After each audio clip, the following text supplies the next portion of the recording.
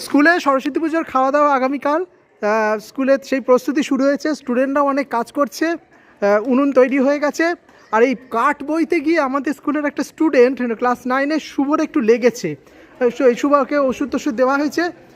শুভ খুব পরিশ্রমী ছেলে, অনেক কাজ করে সবার সাথে। তা আঙুলে একটু কী করে লাগলো শুভ? কাঠ বইতে গিয়ে হঠাৎ করে পড়ে গেছে। কাঠ বইতে গিয়ে পড়ে গেছে, প্রচণ্ড যন্ত্রণা হচ্ছে, ব্যথা হচ্ছে। আর স্বপ্নলীর খুব পরিশ্রমী ছেলে। আর ওখানে দেবজ্যোতি আছে। দেবজ্যোতি হাই করে একটু, সবাই দেখছে। দেবজ্যোতি লজ্জা পাচ্ছে, দেবজ্যোতি আমার মুখ দেখাতে যায় না।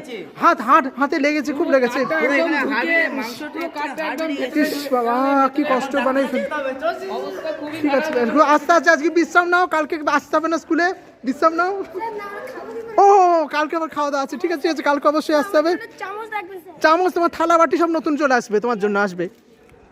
দেখি আমরা কোনো রোবটকে নিয়ে আসতে পারি কিনা। Bye bye bye bye.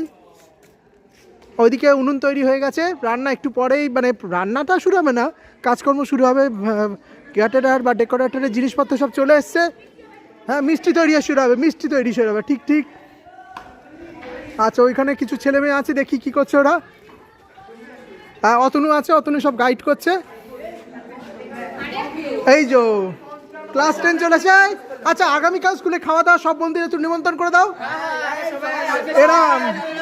এরা এটাকে একসময় বলে দিই, প্রথমে বলে দিই, এরা হচ্ছে স্কুলের পুজো কমিটি সক্রিয় সদস্য। এরা খুব ভালোভাবে পুজোর দায়িত্ব পালন করেছে। আচ্ছা, যারা এখনো জানে না, সবাই জানে মোটামুটি, তুমি একটু বলে দাও।